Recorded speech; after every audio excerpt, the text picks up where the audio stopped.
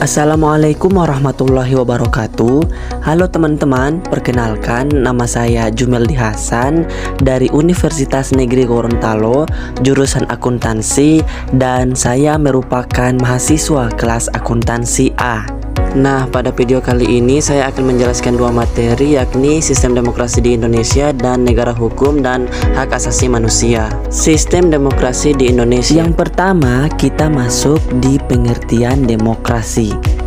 Seperti yang kita ketahui bahwa istilah demokrasi berasal dari Yunani kuno yang diutarakan di Athena kuno pada abad ke-5 sebelum Masehi. Negara tersebut biasanya dianggap sebagai contoh awal dari sebuah sistem yang berhubungan dengan hukum demokrasi modern.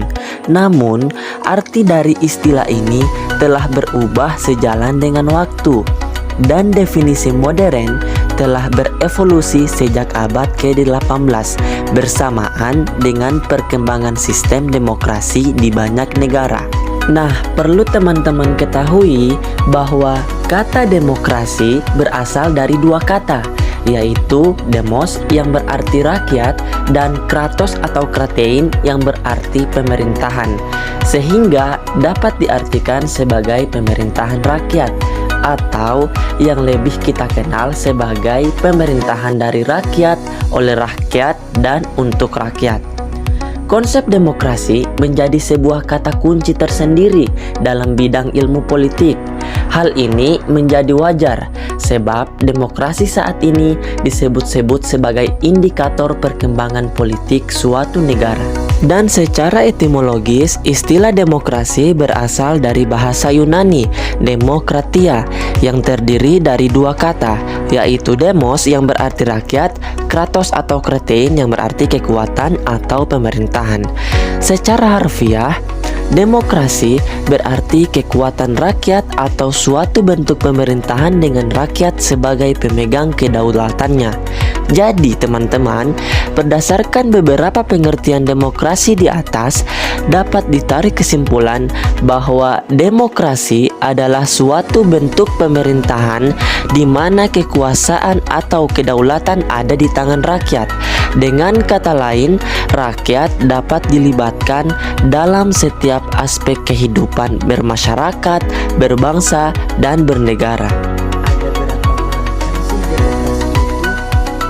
Ada 4 jenis demokrasi, yakni yang pertama dilihat dari cara penyaluran kehendak rakyat, yang kedua dilihat dari dasar atau paham ideologi yang dianut, yang ketiga dilihat dari perkembangan paham, dan yang keempat dilihat dari hubungan antara pemerintahan dengan rakyat.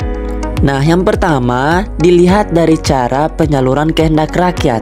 Dalam hal ini terdiri atas 3 macam demokrasi. Demokrasi pertama yakni demokrasi langsung, yaitu rakyat secara langsung dapat membicarakan dan menentukan suatu urusan politik kenegaraan. Demokrasi kedua yakni demokrasi perwakilan atau tidak langsung, yaitu aspirasi rakyat disalurkan melalui wakil-wakilnya yang duduk di lembaga perwakilan rakyat atau parlemen. Dan demokrasi yang ketiga yakni demokrasi sistem referendum, yakni demokrasi yaitu rakyat memilih wakil-wakilnya yang duduk di parlemen, tetapi dalam melaksanakan tugasnya, parlemen dikontrol oleh rakyat melalui sistem referendum. Kemudian di bagian kedua yakni dilihat dari dasar atau paham ideologi yang dianut. Dalam hal ini terdiri atas 3 demokrasi. Demokrasi yang pertama yakni demokrasi liberal, yaitu paham demokrasi dengan menitik beratkan pada ideologi liberalis yang cenderung pada kebebasan individu atau perseorangan. Demokrasi kedua yakni demokrasi rakyat atau komunis proletariat, yaitu demokrasi yang cenderung kepada kepentingan umum dalam hal negara ini, sehingga hak-hak politik rakyat dan kepentingan perseorangan kurang diperhatikan. Demokrasi yang ketiga yakni demokrasi Pancasila, merupakan ciri khusus demokrasi yang tidak hanya mencakup bidang politik saja, melainkan juga bidang ekonomi, sosial, budaya, dan mewujudkan kesejahteraan rakyat. Kemudian bagian ketiga yakni dilihat dari perkembangan paham. Dalam hal ini terdiri dari dua demokrasi. Demokrasi pertama yakni demokrasi klasik, yaitu paham demokrasi yang menitik beratkan pada pengertian politik kekuasaan atau politik pemerintahan negara. Kemudian demokrasi yang kedua yakni demokrasi modern, yaitu paham demokrasi yang tidak hanya mencakup bidang politik saja, melainkan juga bidang ekonomi, sosial, budaya, dan mewujudkan kesejahteraan rakyat. Kemudian masuk di bagian yang keempat yakni dilihat dari hubungan antara pemerintahan dengan rakyat yang terdiri dari 5 macam demokrasi. Yang pertama demokrasi liberal, yang kedua demokrasi terpimpin, yang ketiga demokrasi sosial, dan yang keempat demokrasi partisipasi, serta yang kelima demokrasi konstitusional. Lalu bagaimanakah sejarah demokrasi di Indonesia?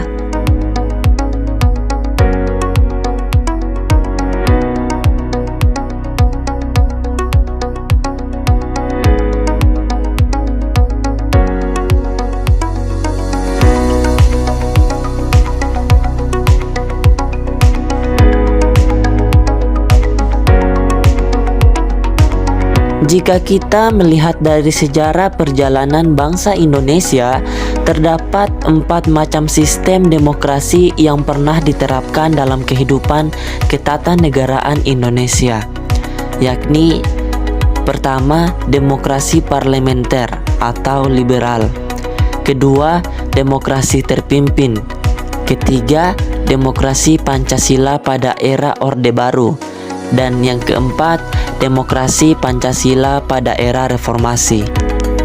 Demokrasi parlementer atau liberal diberlakukannya Undang-Undang Dasar 1945 pada periode pertama, yaitu tahun 1945 sampai 1949 adalah awal mula dipraktikannya demokrasi ini. Namun, demokrasi parlementer ini tidak berjalan dengan baik. Kehidupan politik dan pemerintahan pada masa itu tidak stabil. Akibatnya, program-program yang dibuat pemerintah tidak bisa dijalankan dengan baik dan berkesinambungan. Kemudian yang kedua yakni demokrasi terpimpin. Dalam demokrasi terpimpin ini ada 5 pokok. Yang pertama, demokrasi terpimpin bukanlah diktator. Yang kedua, demokrasi terpimpin cocok dengan kepribadian dan dasar hidup bangsa Indonesia.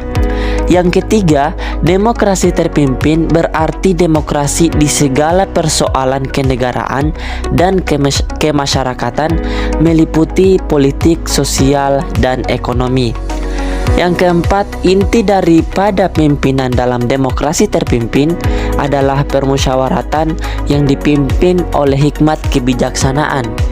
Dan yang kelima, pada demokrasi terpimpin, oposisi diharuskan dapat melahirkan pendapat yang sehat dan membangun. Kemudian bagian 3, demokrasi Pancasila pada era Orde Baru.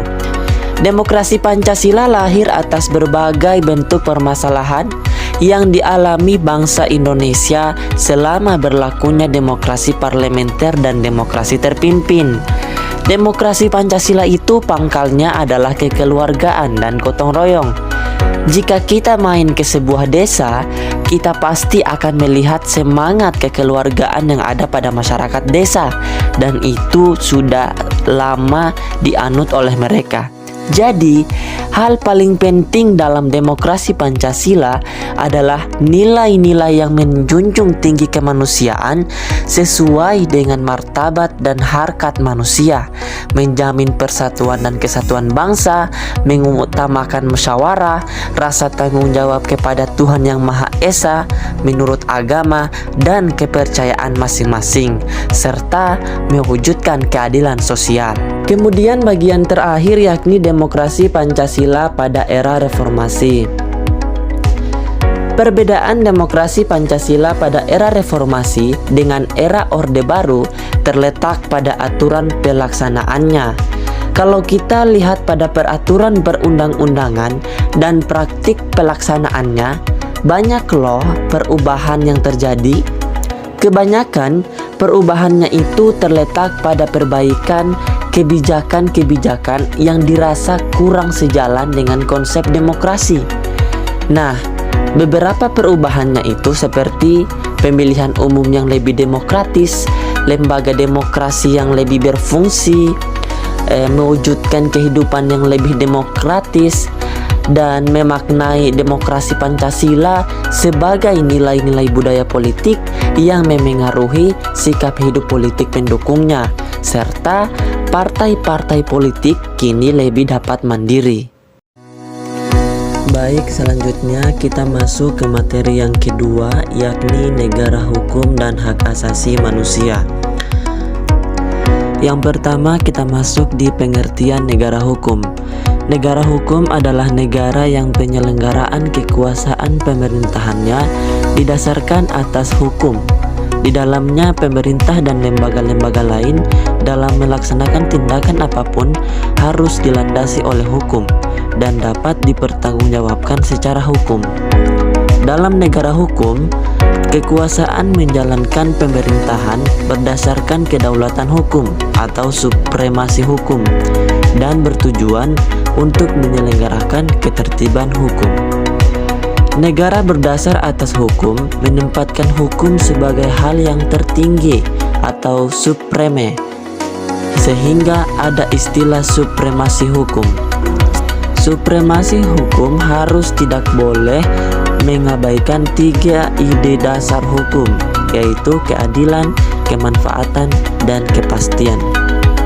Apabila negara berdasar atas hukum, pemerintahan negara itu juga harus berdasar atas suatu konstitusi atau undang-undang dasar sebagai landasan penyelenggaraan pemerintahan. Konstitusi dalam negara hukum adalah konstitusi yang bercirikan gagasan konstitusionalisme, yaitu adanya pembatasan atas kekuasaan dan jaminan hak dasar warga negara. Kemudian yang berikut ciri-ciri negara hukum. Friedrich Julius Stahl dari kalangan ahli hukum Eropa kontinental memberikan ciri-ciri tentang negara hukum sebagai berikut. Yang pertama, hak asasi manusia. Yang kedua, pemisahan atau pembagian kekuasaan untuk menjamin hak asasi manusia yang biasa dikenal sebagai trias politika. Yang ketiga, pemerintahan berdasarkan peraturan-peraturan. Yang keempat, peradilan administrasi dalam perselisihan.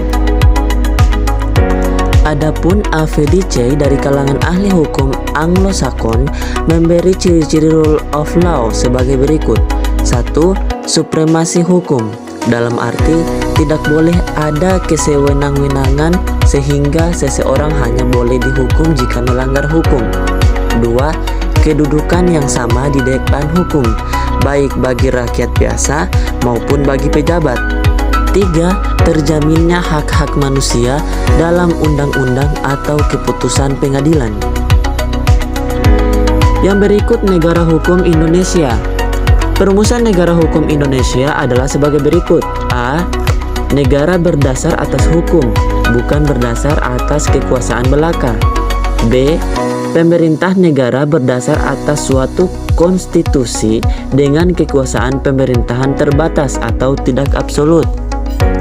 Selanjutnya, perwujudan negara hukum di Indonesia. Adapun tata cara perundangan adalah sebagai berikut. A. Undang-Undang Dasar 1945. B. Ketetapan Majelis Permusyawaratan Rakyat Republik Indonesia. C. Undang-undang. D.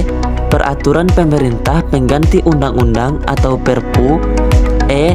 Peraturan pemerintah yang terdiri atas keputusan presiden dan peraturan pemerintah. Jenis hierarki peraturan perundang-undangan di Indonesia menurut Undang-Undang Nomor 10 Tahun 2004 adalah sebagai berikut. 1. Undang-Undang Dasar 1945. 2. undang-undang atau peraturan pemerintah pengganti undang-undang atau yang biasa disebut Perpu. 3. Peraturan pemerintah. 4. Peraturan presiden. Dan 5. Peraturan daerah. Selain itu, negara hukum Indonesia menurut Undang-Undang Dasar 1945 mengandung prinsip-prinsip sebagai berikut. 1. Norma hukumnya bersumber pada Pancasila sebagai hukum dasar nasional dan adanya hierarki jenjang norma hukum. 2. Menggunakan sistem konstitusi. 3. Kedaulatan rakyat atau prinsip demokrat. 4. Prinsip persamaan kedudukan dalam hukum dan pemerintahan. 5. Adanya organ pembentuk undang-undang yakni Presiden dan DPR. 6. Sistem pemerintahannya adalah presidensil. 7. Kekuasaan kehakiman yang bebas dari kekuasaan lainnya atau eksekutif. 8. Hukum bertujuan untuk melindungi segenap bangsa Indonesia dan seluruh tumpah darah Indonesia. Kemudian selanjutnya, hubungan negara hukum dengan demokrasi. Hubungan antara negara hukum dengan demokrasi dapat dinyatakan bahwa negara demokrasi pada dasarnya adalah negara hukum.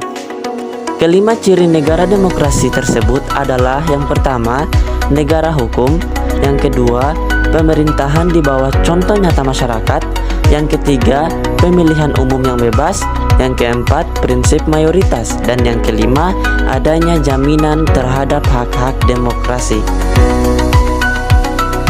Selanjutnya kita masuk ke materi hak asasi manusia. Dimulai dari pengertian hak asasi manusia. Hak asasi manusia merupakan hak dasar yang melekat dan dimiliki setiap manusia sebagai anugerah Tuhan Yang Maha Esa. Kesadaran akan hak asasi manusia didasarkan pada pengakuan bahwa semua manusia sebagai makhluk Tuhan memiliki derajat dan martabat yang sama. Maka setiap manusia memiliki hak dasar yang disebut sebagai hak asasi manusia. Jadi, kesadaran akan adanya hak asasi manusia tumbuh dari pengakuan manusia sendiri bahwa mereka adalah sama dan sederajat. Yang kedua, macam-macam hak asasi manusia. Berdasarkan HAM, hak asasi manusia, ciri pokok dari hakikat hak asasi manusia adalah: yang pertama, HAM atau hak asasi manusia tidak perlu diberikan, dibeli ataupun diwarisi. Kedua, HAM berlaku bagi semua orang. Ketiga, hak asasi manusia tidak boleh dilanggar. Hak asasi manusia meliputi berbagai bidang sebagai berikut: A. Hak asasi pribadi atau personal rights. B. Hak asasi politik atau political right. C. Hak asasi ekonomi atau property right. D. Hak asasi sosial dan kebudayaan atau social and cultural right. E. Hak untuk mendapatkan perlakuan yang sama dalam hukum dan pemerintahan atau right of legal equality. Dan F. Hak untuk mendapat perlakuan yang sama dalam tata cara peradilan dan perlindungan atau yang dikenal dengan procedural right. Yang berikut hak asasi manusia di Indonesia. 1. Pengakuan bahasa Indonesia akan hak asasi manusia terdapat di bagian A, pembukaan Undang-Undang Dasar 1945 alinea pertama. B. Pembukaan Undang-Undang Dasar 1945 alinea keempat. Dan C. Batang tubuh Undang-Undang Dasar 1945. D. Ketetapan MPR. Dan bagian E. Peraturan perundang-undangan. Kemudian yang kedua, penegakan hak asasi manusia terdiri dari 3. A. Kelembagaan yang menangani masalah yang berkaitan dengan penegakan hak asasi manusia, antara lain Komisi Nasional Hak Asasi Manusia atau yang dikenal dengan Komnas HAM. Bagian B, Pengadilan Hak Asasi Manusia dibentuk berdasarkan Undang-Undang Nomor 26 Tahun 2020 tentang Pengadilan Hak Asasi Manusia. Pengadilan Hak Asasi Manusia merupakan pengadilan khusus yang berada di lingkungan pengadilan umum dan berkedudukan di daerah kabupaten atau kota. Pengadilan HAM adalah pengadilan khusus terhadap pelanggaran hak asasi manusia yang berat. Bagian C, Pengadilan Hak Asasi Manusia ad hoc dibentuk atas usul DPR berdasarkan peristiwa tertentu dengan keputusan Presiden. Kemudian bagian D, yakni Komisi Kebenaran dan Rekonsiliasi. Nah, ada beberapa contoh lembaga swadaya masyarakat atau LSM. Yang pertama, Kontras, yakni Komisi untuk Orang Hilang dan Tindak Kekerasan. Yang kedua, YLBHI, yakni Yayasan Lembaga Bantuan Hukum Indonesia. Yang ketiga, Lembaga Studi dan Advokasi Masyarakat atau LSAM. Dan yang keempat yakni Human Rights Watch, yaitu dikenal dengan HRW. Baik, itulah pemaparan materi tentang sistem demokrasi di Indonesia dan negara hukum dan HAM. Terima kasih. Wassalamualaikum warahmatullahi wabarakatuh.